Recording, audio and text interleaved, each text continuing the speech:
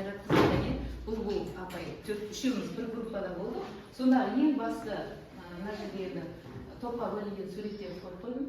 Сұрақ қою техникасын үйретті. Бізге ең маған ұнағаны, қазір енді арасында айтып кететін боламын. Екінші оқу сауаттылығы және пиза. Оқу сауаттылығының маңыздылығына мән беру. Ол өйткені жаңағы Перлс пиза деген халықаралық зерттеулер бар. Қазақстан сол зерттеулерде дүниежүзі бойынша соңғы орындарда келе жатыр. Әсіресе оқу сауаттылығы дегенде біз тек қана қазақ тілі мен әдебиетіндегі мәтінді оқу емес, жаратылыстану бағытындағы математикалық бағыттағы мәтіндерді оқуда. Керемет математиктер кеше айтып жатыр, командамыз халықаралық орындар алып келеді. Дегенмен сонда зерттей келсе, біздің жалпы Қазақстандағы оқушылар мәтінді оқығанда әсіресе ғылыми мәтіндерді оқу және сол бойынша түйін шығаруда кішкене қиналады екен. Қиналған емес, кәдімгідей соңғы орындарда келе жатыр. Сондықтан мектепте оқу сауаттылығы бойынша біз жұмыс жасайтын болсақ, біз оқушыларды алдағы уақытта тек қана мәтінді оқып шығу емес, сол бойынша түйін жасау, сол бойынша сұрақ қою, сол бойынша өзінің бір іздегенін ары қарай дамытып көру деген сияқты қабілеттерін, дағдыларын дамытады екенбіз. Сыныпты және оқушыны зерттеу. Біз кейде сыныпқа келген кезде бірден құжаттарын жазамыз, титулды өткізу бойынша. Әрі қарай оқушының отбасы туралы бір берілген оның ата-анасының құжатын көреміз, бұл зерттемейміз.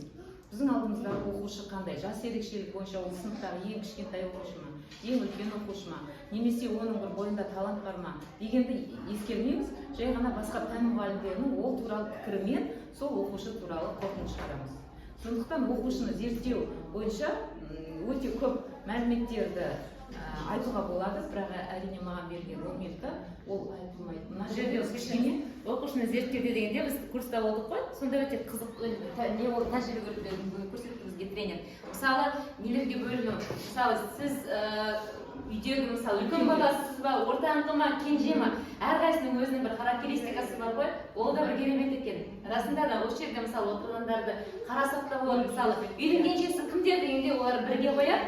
Оларға бір не беруге болады, характеристика, несіне беруге болады.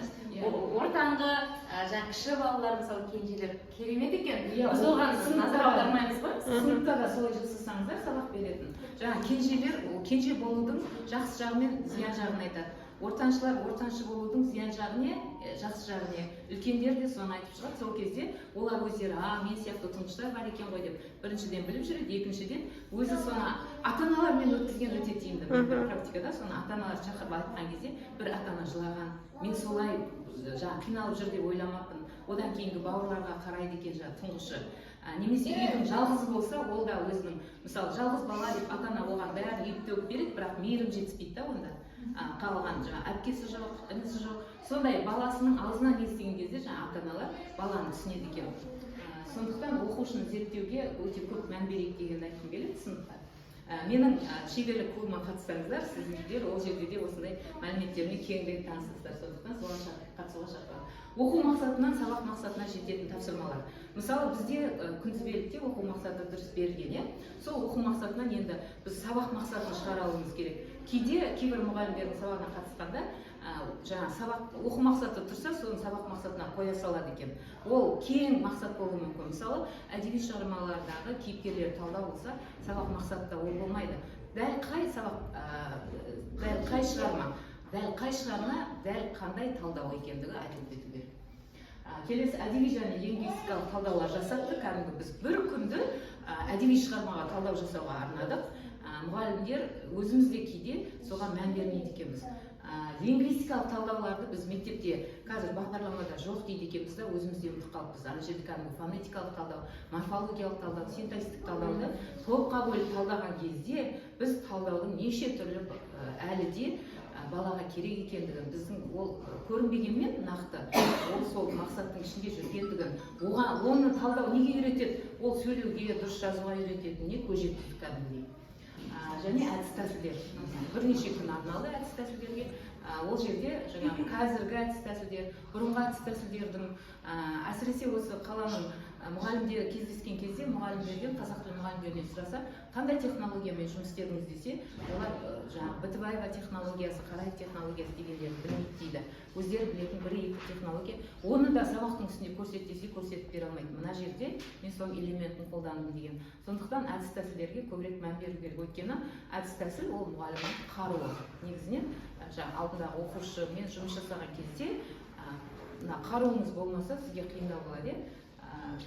Әдебиеттен сөз сабағы дегенмен бәрібір ол жерде де сөздік әдіс тәсілдер керек болады. Келесі.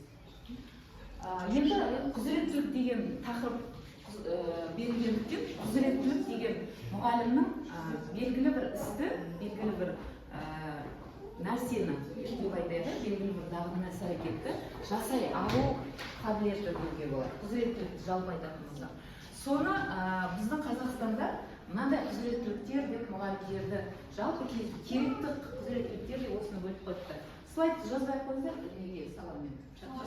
Тұлғаралық және еңбекпен байланыс, екінші қызметтің экономикалық, әлеуметтік, құқықтық, адамгершілік, психологиялық аспектілерін меңгеру.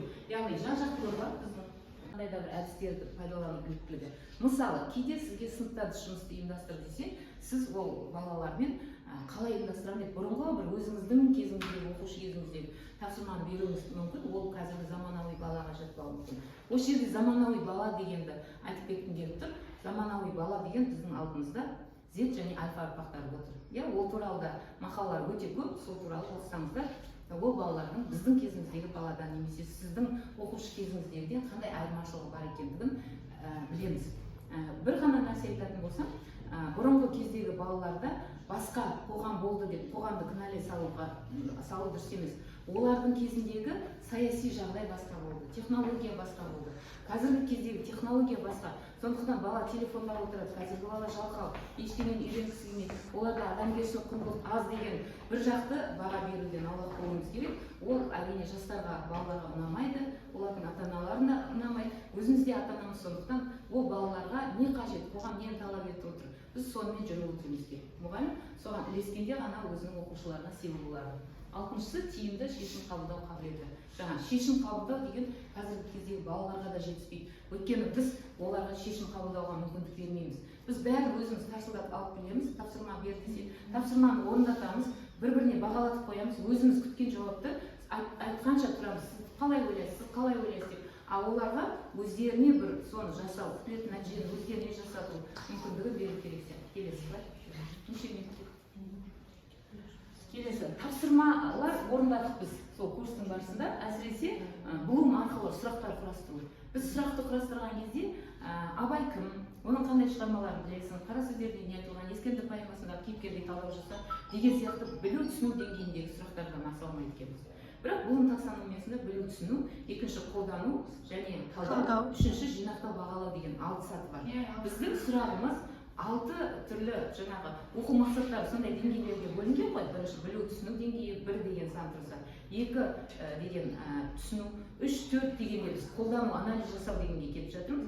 4, 5, 6-да ол бағалау жинақтауда отыру керек. Соңында жазба жұмыстар беріледі, эссе. Сол кездегі біздің сұрағымыз, сонымен мұғалім мәртебелі мамандық па деген сияқты сұрақ қоймауымыз керек. Ол жерде сұрақ құрастыруда біз Блумды сол салып отыруымыз керек. Ең алдымен осыған мән беруіміз керек. Егер уақыт болса, біз қазір бір тақырыпта сұрақтарды құрастырып көретін боламыз. Бұл оңай емес екен. Дәл осындай курста болдық қой, кәдімгі қиналдық. Кәдімгі кейбір мұғалімдер вообще ананы құрастыра алмайды. Әйтеуір бірдеңе қылып шығарамыз, ана топ болып шығара алмадық қой. Сондықтан бәлкім бұл тақырыпқа біз әлі де өзіміздің МОО-да әлі де өзіміз сұрақтар құрастыруға отыратын шығармыз. Сосын қазіргі кезде 4К модель деген бар.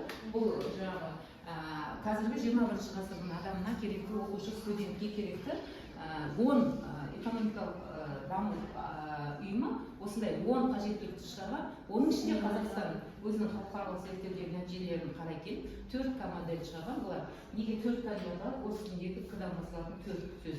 Коммуникативтік, коллаборация, ынтымақтастық, креативное мышление деген сыни ойлау және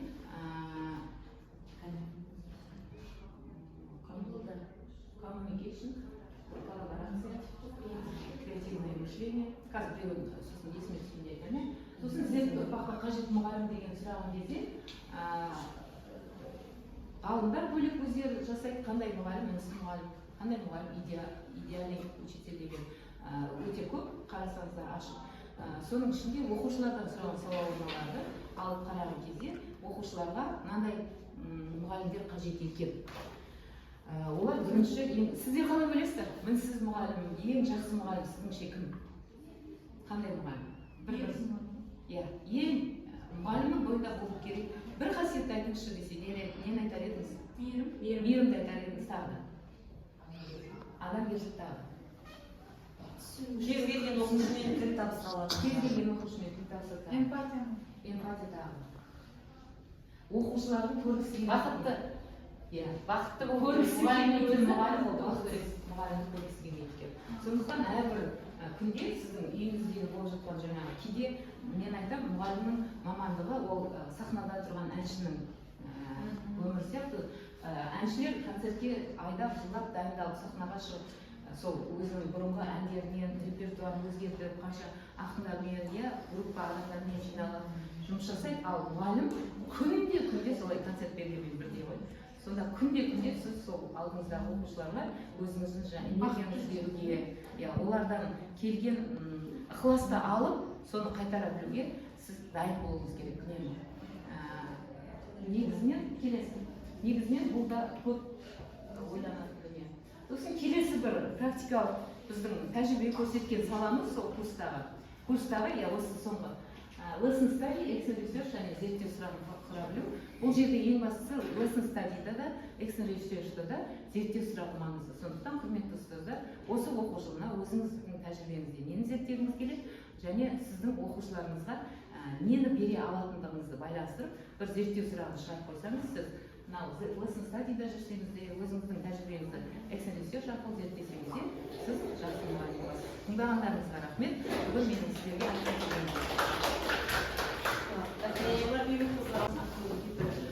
құзыреттілік туралы өттік, соның әдістерінен де бір үлгі көрсету үшін бәрімізді шеңбер жасауға шақырамын. Келіңіздер, Саматханова сізде. Өйткені осы әдісті сіздер өздеріңізді кейде сабақта қолдансаңыздар, оқушыларыңызға шеңбер болып тұрғаныңыздар. Енді бұл жерде мынандай нәрсе. Екі өтірік бір шындық айтамыз. Соның ішіндегі біз қайсы шындық екенін тауып алуымыз керек. Екі өтірік бір шындық. Менен бастайық. Мен жазда 12 күн Түркияда демалдым. Мен өзіме көйлек тоқып алдым жазда. Және мен домбыра тарта алмаймын. Қайсы шын екенін табуларыңыз керек. Домбыра қалған екеуі өтік. Киім тоқып алдыңыз дейді. Негізінен домбыра тарта алмаймын. Ары қарай Айжан. Екі өтік бір шындық айтамыз. Мен жазда машина жүргізуді үйрендім. Сосын көп қонақ шақырдым. Сол шындық қой.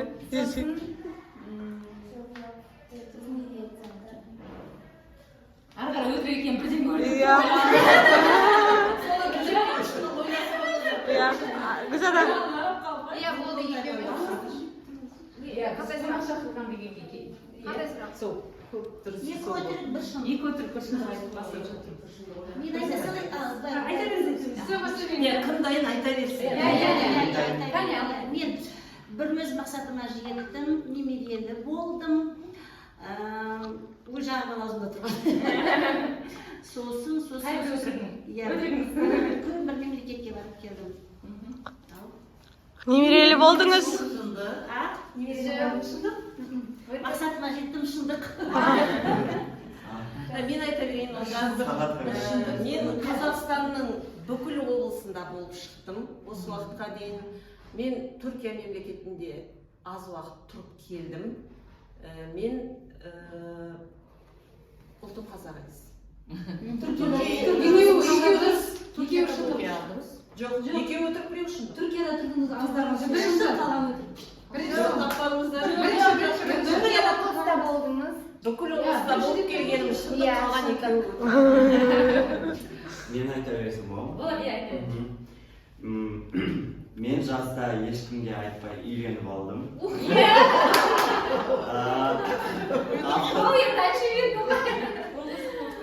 Мен жазда авторлық ән жаздырдым. Әні де сөзі де өзімдікі. Келесі менде мен жаз бойы үй салдым. Авторлық өлең жазғанымыз шындық қалған екеуі өтірік. Назгүл братна. Мен жаз бойы 56 күн бойы үйде болмадым Астанада. 56 күн бойы таңғы 6-та тұрдым. 56 күн бойы кітап оқыдым. Үйде болмағанымыз шындық қалған екеуі өтірік. Хатыр қой. Ешкім сенбейді. Мен өзіме iPhone 14 сатып алдым, 37-ге толғанына байланысты. 2 миллион кредитімді жаптым, және осы демалыста мен жұмыс жасадым. Мен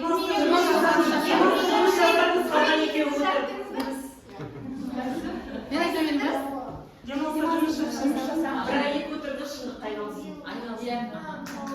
Мен батыл өзім жеңе алмай жүрген батылдығымды жеңдім.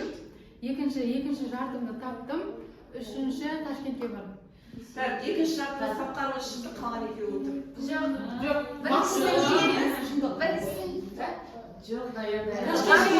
Ташкентке барамын, дұрыс екеуі. Жарайды, екінші жартымыз қалған. Мен 10 күндікте Дубайда болдым.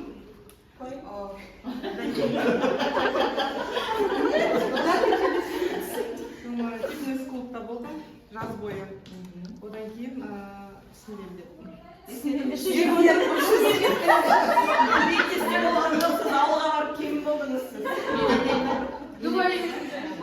Мен жазда Екібастағы үйімді сатып, Астанадан үй алдым. Одан кейін жаз бойы емделдім. Жаз бойы емделдіңіз. Емделдіңіз. Екеуі Дубайдан келе бердіңіз. Аяқта фото жетіңіз. Сырсына қанна? Мен демалысқа 56 күнге шықтым. Сөйтіп жұмыс жасадым жазда. И Турцияға бардым. 56 күнге шықпадыңыз. Так, не айтайын, қандай өтірік айтайын. Бірінші, мен Құдай қаласа әже боламын. Екінші, әже боламын дегенде осы шындық. Өтірік айта алмайды. Иә, боламын ғой енді бала жаста.